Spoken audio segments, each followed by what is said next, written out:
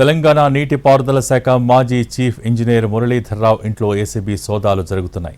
బంజారాహిల్స్లోని మురళీధర్రావు ఇంట్లో ఏసీబీ తనిఖీలు చేస్తోంది.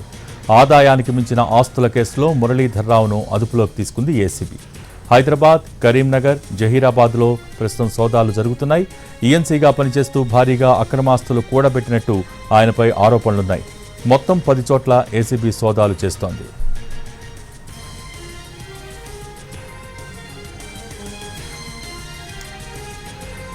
తెలంగాణ నీటిపారుదల శాఖ మాజీ చీఫ్ ఇంజనీర్ మురళీధర్రావు ఇంట్లో ఏసీబీ సోదాలు జరుగుతున్నాయి. బంజారాహిల్స్లోని మురళీధర్రావు ఇంట్లో ఏసీబీ తనిఖీలు చేస్తోంది. దీనికి సంబంధించి మోర్ అప్డేట్స్ క్రైమ్ ఇన్పుటేటర్ రమేష్ వైట్ల లైవ్దానికి సిద్ధంగా ఉన్నారు. రమేష్, భోగి ఏదైతే కాళేశ్వరం ప్రాజెక్ట్ సంబంధించి మరొక వికెట్ పడిపోయిందని చెప్పొచ్చు. ఇప్పటికే అనిల్ని ఆటో ఏసీ పథకాలు అరెస్ట్ చేసిన రిమాండ్ పంపించారు.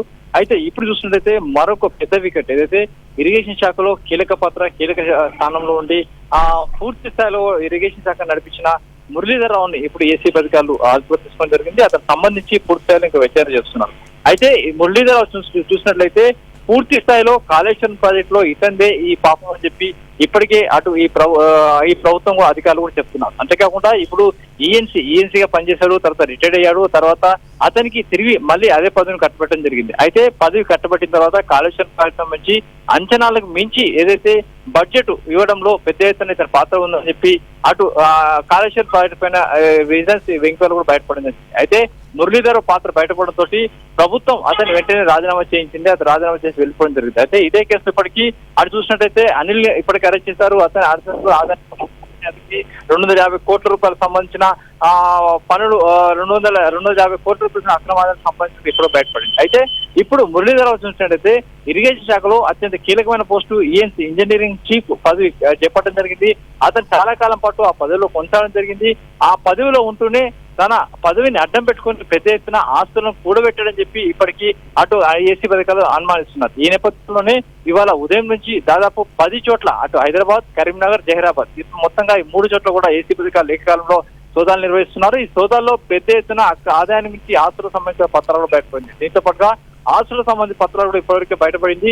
ఈ ఆస్తుల విలువ దాదాపు 200 కోట్ల పైకి ఉంటుందని చెప్తున్నారు. అయితే కాళేశ్వరం ప్రాజెక్ట్ లో పాప మొత్తం కూడా ఇంజనీర్ చీఫ్ అని చెప్పి ఇప్పటికే విజిలెన్స్ చెప్తున్నది. విజిలెన్స్ కేంద్ర జల సంఘానికి సమాచారం ఇవ్వకుండా దాగుడు మూతాలని చెప్పి దీంట్లో ఇంజనీరింగ్ చీఫ్ కూడా పాత్ర బయటపడింది. అధ్యయన కమిటీ సభ్యులు చేర్చాలని గతంలో కూడా చెప్పడం జరిగింది. అయితే ఈఎన్సీ పాత్రలో దాదాపు 200 పనులకు రివైజ్ ఎస్టిమేషన్ ఇవ్వడం జరిగింది.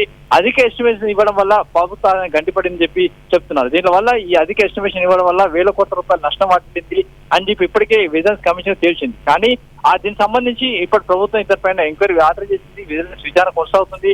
మరోవైపు దీంట్లో కాళేశ్వరం ప్రాజెక్ట్ సంబంధించి ఇప్పటికే అనిల్తో పాటు మరొకరు కూడా అరెస్ట్ చేయడం వల్ల ఈ వ్యవహారంలో ఇప్పుడు తేనెతిట్టు మొత్తంగా కదిలినట్టు చెప్పొచ్చు. దీంట్లో కాళేశ్వరం ప్రాజెక్ట్ సంబంధించి చూసినట్లయితే పెద్ద మొత్తంలో ఎస్టిమేషన్స్ ఇవ్వడం, తర్వాత పనులు జరగకపోయినా డబ్బులు రిలీజ్ చేయడం, తర్వాత ఇలా ఉన్న పనులకే లేని పనులు చూపెట్టడం, తర్వాత కొన్ని రివేజ్ ప్రాజెక్ట్ చేయడం కావచ్చు, కొన్ని ప్రాజెక్టుల లొకేషన్స్ మార్చడం, ఇవన్నీ చేయడంలో ఈఎన్సీ మురళీధర్ పాత్ర కీలకం అని చెప్పి అటు అధికారులు భావిస్తున్నారు. ఇప్పటికైతే అతని ఇంట్లో మాత్రం సోదాలు చేస్తున్నారు. 10 చోట్ల సోదాలు నిర్వహిస్తున్నారు.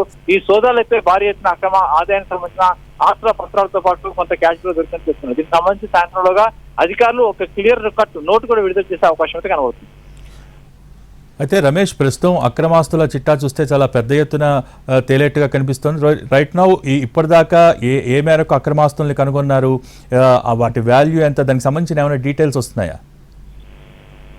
దీనికి సంబంధించి సమాచారం ఇంకా వస్తూనే ఉంది. ఎందుకంటే దీనికి సంబంధించి సమాచారం కూడా సాయంత్రంలో అధికారులు అధికారికంగా చెప్పే అవకాశం ఉంది. ఎందుకంటే ఇప్పటికీ ఈఎన్సీగా పనిచేసిన ఏదైతే అనిల్ని అతని ఏసీపీ అధికారులు అతని ఇంట్లో సోదాలు చేసినప్పుడు అతని దగ్గర కూడా పెద్ద ఎత్తున ఆస్తులు అక్రమాస్తులు బయటపడింది. దాదాపు 200 కోట్ల పైసలు అక్రమాస్తులు చేత బయటపడింది. ఇప్పుడు చూసినట్లయితే ఇక్కడ కూడా ఇదే తరహాలో అక్రమాస్తులు బయటపడే అవకాశం ఉంది. ఎందుకంటే ఇతను కూడా జహీరాబాద్, కరీంనగర్, హైదరాబాద్ మొత్తంగా ఈ 3 చోట్ల కూడా ఆస్తులకు సంబంధించి పత్రాలు అధికారులకు లభ్యమైనాయి. దీంతో పాటు చూసినట్లయితే పెద్ద ఎత్తున వ్యవసాయేతర భూములకు సంబంధించి పత్రాలు కూడా బయటపడినట్టు చెప్తున్నారు. దీంతో పాటుగా కొన్ని కంపెనీల్లో పెద్ద ఎత్తున షేర్స్ రూపంలో పెట్టుబడులు పెట్టారు.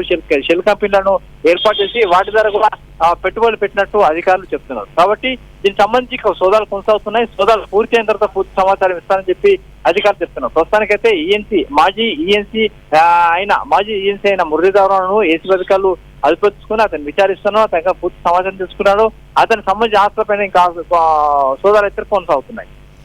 అయితే రమేష్, ప్రస్తుతం హైదరాబాద్, కరీంనగర్, జహీరాబాద్ వంటి ప్లేసెస్లో మొత్తం 10 చోట్ల సోదాలు జరుగుతున్నాయన్న ఇన్ఫర్మేషన్ వస్తుంది. సో ఏంటి, ఏమైనా బినామీల పేర్లు ఏమైనా బయటకు వచ్చినాయా? ఎక్కడెక్కడ ప్రస్తుతం మురళీధర్ రావుకు అక్రమాస్తులు కూడబెట్టాడు? దీనికి సంబంధించి ఇన్ఫర్మేషన్ ఏముంది? ఇది హైదరాబాద్ లో ఒక 4 చోట్ల చేస్తున్నారు. అటు కరీంనగర్, జహీరాబాద్, కరీంనగర్, జహీరాబాద్ తో పాటు హైదరాబాద్ మొత్తంగా 10 చోట్ల ఇప్పటికైతే చేస్తున్నారు. అయితే 10 చోట్ల సంబంధించినట్లయితే ఈ ఆదాయాన్ని మించి ఆస్తులకు సంబంధించిన దానికి సంబంధించినట్లయితే పెద్ద ఎత్తున ఆస్తులకు సంబంధించిన పత్రాలు అయితే ఇప్పటికైతే బయటపడింది. అయితే ఏ మేరకు ఉన్నాయి ఆస్తులు అనే విషయం కూడా వాటిని బేరీజు వేస్తున్నారు. ఎందుకంటే వాటిని లెక్కలు మొత్తం చేయాల్సి ఉంటుంది. ఆయన ఎప్పుడు ఈ ఆస్తులు కొనుగోలు చేస్తారు, ఎప్పుడు ఈ ఆస్తుల్లో పెట్టుబడి పెట్టినట్టు కొన్ని షెల్ కంపెనీలు కూడా ఏర్పాటు చేస్తున్నట్టుగా ఇప్పటికీ కొన్ని పత్రాలు కూడా లభ్యం కావడం జరిగింది. కాబట్టి షెల్ కంపెనీలకు సంబంధించిన సమాచారం కూడా తీసుకుంటారు. ఈ కంపెనీల ద్వారా వ్యాపారాలు ఏం చేశారు, తర్వాత పెట్టుబడులు ఏం పెట్టారు అన్న విషయాన్ని కూడా తెలుసుకునే ప్రయత్నం కూడా చెప్తున్నారు. అయితే ఇప్పటికీ 10 చోట్ల అయితే సోదాలు అయితే కంటిన్యూ అవుతున్నాయి. సోదాలు రేపు కూడా కొనసాగే అవకాశం ఉంటుంది. రేపు కొనసాగుతాయి. అయితే సాయంత్రంలో మాత్రం ఒక క్లియర్ కట్ సమాచారం ఇస్తామని చెప్పి అధికారులకు చెప్తున్నారు. Okay, thank you Ramesh.